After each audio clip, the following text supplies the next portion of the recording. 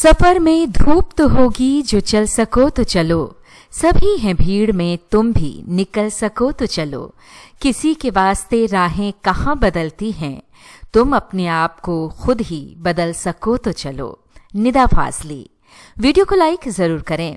नमस्कार दोस्तों, मैं सिरांधा एक बार फिर से हाजिर हूं लेकर हिंदी में द हिंदू अखबार से करंट अफेयर्स के कुछ मुद्दे। तो चलिए शुरू करते हैं। उभरता विज्ञान प्रौद्योगिकी और नवाचार सम्मेलन 2025। प्रधानमंत्री नरेंद्र मोदी ने नई दिल्ली में पहले ESTIC 2025 का उद्घाटन किया।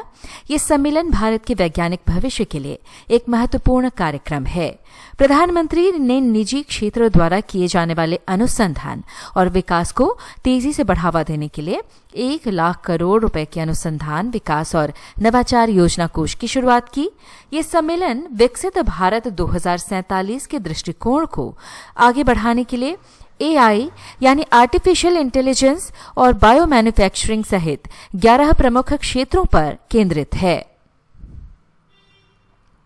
सूडान में संघर्ष। सूडान में मुख्य संघर्ष सूडानी सशस्त्र बल यानी SAF, जो जनरल अब्देल फतेह अल बुरहान के नेतृत्व में राष्ट्रीय सेना है, और अर्धसैनिक बल रैपिड सपोर्ट फोर्सेस यानी RSF, जिसका नेतृत्व जनरल मोहम्मद हमदान दागलो यानी हिमदती करते हैं, इनके बीच है। भारतीय संविधान का अनुच्छेद 44 क्या कहता है? भारतीय संविधान का अनुच्छेद 44 राज्य को ये निर्देश देता है कि वो सभी नागरिकों के लिए समान नागरिक संहिता लागू करने की दिशा में कार्य करे। इसका उद्देश्य विवाह, तलाक, उत्तराधिकार और दत्तक ग्रहण से जुड़े कानून सभी धर्मों के लोगों के लिए समान बनाना है। गोवा और उत्तराखंड भारत के केवल 2 ऐसे राज्य हैं जहां समान नागरिक संहिता लागू है। गोवा में पुर्तगाली औपनिवेशिक काल से ही UCC लागू है, जिसे पुर्तगाली नागरिक संहिता के नाम से जाना जाता है। उत्तराखंड स्वतंत्र भारत का पहला राज्य बन गया जिसने यूनिफॉर्म सिविल कोड उत्तराखंड 2024 विधेयक पारित करके अपने स्वयं की UCC को अपनाया। अनिल अंबानी समूह की संपत्ति जब्त। प्रवर्तन निदेशालय ने अनिल अंबानी समूह की 7,500 करोड़ रुपए से अधिक की संपत्तियों को अस्थायी रूप से जब्त किया है। ये कार्रवाई धन शोधन निवारण अधिनियम के तहत की गई है। जांच सार्वजनिक धन की गड़बड़ी और बैंक धोखाधड़ी से जुड़ी है, जिसमें रिलायंस कम्युनिकेशंस और उसकी वित्तीय कंपनियां शामिल हैं। जब्त कंपनियों में धीरू भाई अंबानी नॉलेज सिटी की जमीन जैसी संपत्तियां भी शामिल हैं। पैसे की हेराफेरी रोकथाम अधिनियम 2002। यह कानून अवैध धन को वैध बनाने से रोकता है। इसका उद्देश्य मनी लॉन्ड्रिंग पर नियंत्रण करना है। प्रवर्तन निदेशालय इसे लागू करता है।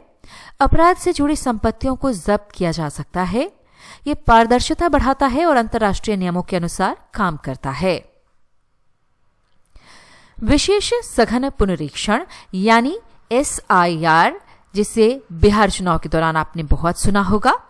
भारत निर्वाचन आयोग 12 राज्यों, केंद्र शासित प्रदेशों में 4 नवंबर 2025 से मतदाता सूचियों का विशेष सघन पुनरीक्षण यानी SIR शुरू कर रहा है। घर घर जाकर सत्यापन का उद्देश्य नकली और अयोग्य प्रविष्टियों को हटाकर एक सटीक मतदाता सूची बनाना है। अंतिम सूची 7 फरवरी 2026 को प्रकाशित की जाएगी। धर्म परिवर्तन निषेध अधिनियम। राजस्थान धर्म परिवर्तन निषेध अधिनियम 2025 अब राज्य में लागू हो गया है। यह कानून धोखे या दबाव से धर्म परिवर्तन पर रोक लगाता है और सख्त सजा का प्रावधान करता है। सुप्रीम कोर्ट इस कानून के कुछ प्रावधानों को चुनौती देने वाली याचिकाओं पर सुनवाई करेगा। भूरिया समिति 1995। भूरिया समिति 1995 को जनजातीय क्षेत्रों में पंचायत राज को मजबूत बनाने के सुझाव देने के लिए बनाया गया था। इसने ग्राम सभाओं को अधिक अधिकार देने और जनजातीय परंपराओं की रक्षा करने की सिफारिश की, जिससे पेसा कानून 1996 बना। जनजातीय जनसंख्या किन 5 राज्यों में सबसे ज्यादा है? मध्य प्रदेश, महाराष्ट्र, ओडिशा, राजस्थान, गुजरात। पेसा अधिनियम 1996। पेसा अधिनियम 1996 अनुसूचित क्षेत्रों में पंचायत विस्तार अधिनियम आदिवासी क्षेत्रों के गांव को खुद शासन करने का अधिकार देता है। ग्राम सभा जमीन, पानी, जंगल और विकास से जुड़े फैसले ले सकती है। इसका उद्देश्य आदिवासी संस्कृति, परंपराओं और संसाधनों की रक्षा करना है। पशुओं के प्रति क्रूरता निवारण अधिनियम 1960। पशुओं के प्रति क्रूरता निवारण अधिनियम 1960 एक भारतीय कानून है। इसका मुख्य उद्देश्य पशुओं को अनावश्यक दर्द या कष्ट से बचाना है। ये मारने, ज्यादा बोझ डालने या उनकी उपेक्षा करने जैसे क्रूर कार्यों को रोकता है। इसी कानून से भारत में पशु कल्याण बोर्ड की स्थापना हुई। भारतीय संविधान के अनुच्छेद 25 की बात करें तो ये धर्म की स्वतंत्रता देता है। ये सभी व्यक्तियों को अंतरात्मा की स्वतंत्रता और धर्म को मानने, अभ्यास करने और प्रचार करने का समान अधिकार देता है। ये अधिकार सार्वजनिक व्यवस्था, नैतिकता और स्वास्थ्य के अधीन है। अनुच्छेद 325 कोई भी व्यक्ति धर्म, जाति, लिंग या वर्ग के आधार पर विशेष मतदाता सूची में शामिल होने या उससे बाहर रखे जाने का दावा नहीं कर सकता। मतदाता सूचियां सभी के लिए समान होंगी। चेन्नई बंदरगाह तमिलनाडु के कोरोमंडल तट पर स्थित भारत के सबसे पुराने और प्रमुख बंदरगाहों में से एक है। ये कंटेनर वाहन और पेट्रोलियम उत्पादों को संभालता है। 1881 में स्थापित ये बंदरगाह दक्षिण भारत के औद्योगिक और आर्थिक विकास में महत्वपूर्ण भूमिका निभाता है। राष्ट्रीय मधुमक्खी पालन और शहद मिशन। राष्ट्रीय मधुमक्खी पालन और शहद मिशन की शुरुआत 2020 में आत्मनिर्भर भारत पैकेज के तहत की गई थी। ये एक केंद्र प्रायोजित योजना है जिसे राष्ट्रीय मधुमक्खी बोर्ड द्वारा लागू किया जाता है। इसका मुख्य उद्देश्य वैज्ञानिक मधुमक्खी पालन को बढ़ावा देना और पूरे क्षेत्र के विकास के लिए मीठी क्रांति लाना है। पूर्वी प्रचंड प्रहार भारतीय सशस्त्र बलों का एक बड़ा त्रिसेवा सैन्य अभ्यास है जो अरुणाचल प्रदेश में आयोजित किया जाता है।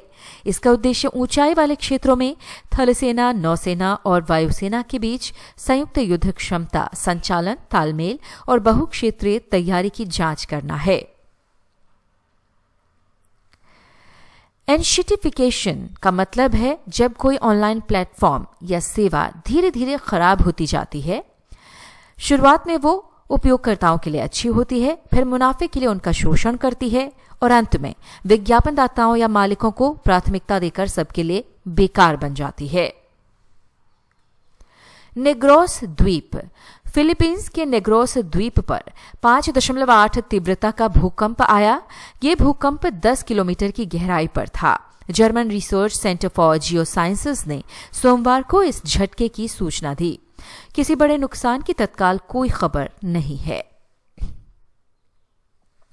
दोस्तों, आपके सामने ये है भारत का मानचित्र जिस पर कुछ महत्वपूर्ण स्थान चिन्हित किए गए हैं। कौन कौन सी जगहें हैं, एक बार नजर डाल लेते हैं। भारत चाइना के बीच जो बातचीत चल रही है, चुशूल महत्वपूर्ण स्थान। बिहार का सीमांचल, खासतौर से जब चुनाव हो, काफी चर्चा में रहता है। राजगीर, नालंदा, उत्तर प्रदेश में है झांसी। वहीं तमिलनाडु का चेंगालपट्टू, तंजावुर, कर्नाटका का श्रीरंगपटना जहां पर एक युवा की डूबने की वजह से मौत हो गई। वहीं यूथ ग्राम सभा बूंदी, राजस्थान।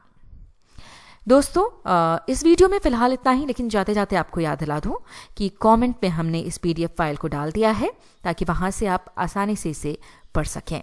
और इस वीडियो में फिलहाल इतना ही, लेकिन एक और ऐसे ही वीडियो के साथ हम फिर हाजिर होंगे। बहुत बहुत धन्यवाद।